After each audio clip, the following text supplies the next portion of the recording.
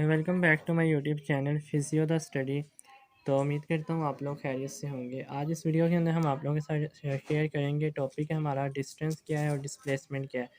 यानी डिस्टेंस और डिस्प्लेसमेंट में क्या फ़र्क है, ये हमने देखना है। लास्ट लेक्चर के अंदर जब हमने बात की थी तो हमने बात की थी कि स्केलर क्वांटिटीज़ कौन सी क्वांटिटीज़ होती हैं और वेक्टर क्वांटिटीज़ कौन सी क्वांटिटीज़ होती हैं। तो उनका थोड़ा सा अगर मैं आपको रिवाइज़ करवाऊँ तो स्केलर क्वांटिटीज़ मैंने आपको बताया था, ऐसी क्वांटिटीज़ जो कि आपके पास इस तरह की क्वांटिटीज़ होंगी जिसके अंदर सिर्फ़ और सिर्फ जो है वो मैग्नीट्यूड पाया जाएगा, ठीक है, यानी मिकदार होगी। और वेक्टर क्वांटिटीज़ ऐसी क्वांटिटीज़ होती हैं जिसके अंदर मैग्नीट्यूड और डायरेक्शन जो है वो दोनों चीज़ें जो है वो मौजूद होती हैं, यानी मैग्नीट्यूड भी मौजूद होता है और डायरेक्शन भी साथ साथ उसके अंदर जो होती है वो वाज़ेह होती है, ठीक है। तो वो हमारे पास जो होती है वो वेक्टर क्वांटिटी होती है।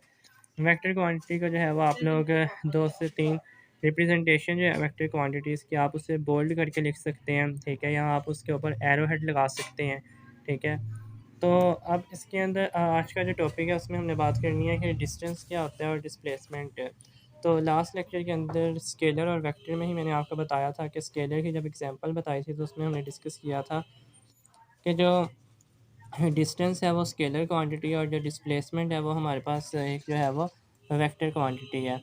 तो अब हमने इन्हीं दोनों को जो है वो मज़ीद डिस्कस करना है कि डिस्टेंस क्या है और डिस्प्लेसमेंट क्या है, ठीक है। तो सबसे पहले जो है वो हम डिस्कस कर लेंगे कि डिस्टेंस क्या होता है, ठीक है।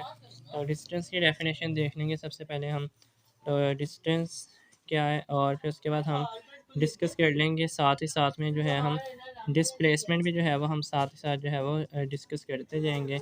सबसे पहले तो ये कि जो डिस्टेंस है वो एक स्केलर क्वांटिटी है, ठीक है। अगर हम बात करें तो डिस्टेंस की आपके पास एक स्केलर क्वांटिटी है, जबकि जो हमारे पास डिस्प्लेसमेंट है वो एक वेक्टर क्वांटिटी है, ठीक है। तो पहला डिफरेंस इनका ये हो गया कि डिस्टेंस जो है वो एक स्केलर क्वांटिटी है, जबकि डिस्प्लेसमेंट जो है वो एक वेक्टर क्वांटिटी है, ठीक है।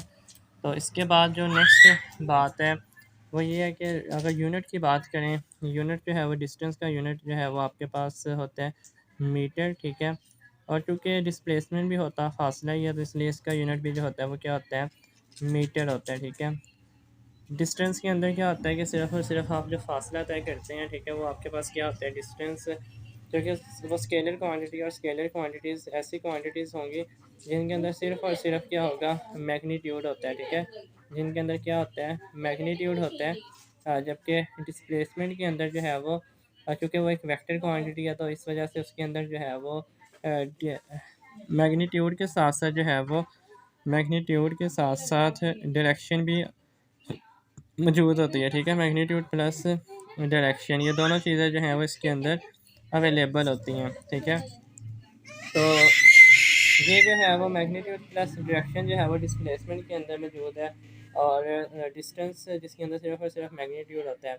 यूनिट दोनों का सेम है, डिस्टेंस का भी जो होता है वो मीटर होता है, जबकि डिस्प्लेसमेंट का भी क्या होता है, मीटर होता है, ठीक है। तो जो फासला आप तय करते हैं वो आपके पास डिस्टेंस है, फासला आप तय करते हैं लेकिन उसके अंदर डायरेक्शन भी आ जाए तो वो आपके पास क्या होता है, डिस्प्लेसमेंट।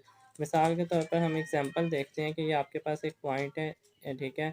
ये एक बॉडी है, ठीक है, उसने जो है वो यहाँ से ट्रैवल करके जो है वो इस पॉइंट के ऊपर जाना है, ठीक है। ये आप फ़र्ज़ कर लें कि ये आपने जो है वो स्कूल से जाना है अपने होम की तरफ, ठीक है। अब इस पॉइंट पर आपने आना है, तो यहाँ पर जब आप मूव करेंगे यहाँ से ट्रैवल करते हुए, तो जो आप ये जो आपके पास ये है, ठीक है, ये एरो हेड आपको बता रहा है आपने यहाँ से यहाँ आना है। और ये एक तो आपने फासला भी तय किया और ये आपके पास क्या है, डायरेक्शन भी मौजूद है। तो जब आपके पास डायरेक्शन भी मौजूद है और आपके पास आपने डिस्टेंस भी कवर किया, तो वो आपके पास चूँकि मैग्नीट्यूड प्लस डायरेक्शन दोनों चीज़ें आ गई, तो इसका मतलब ये अब आपके पास कौन सी क्वांटिटी बन जाएगी, वेक्टर क्वांटिटी। तो ये आपके पास क्या है, डिस्प्लेसमेंट। एंड डिस्प्लेसमेंट होता है डिस्टेंस ही है लेकिन फासला ही होता है, लेकिन शॉर्टेस्ट डिस्टेंस।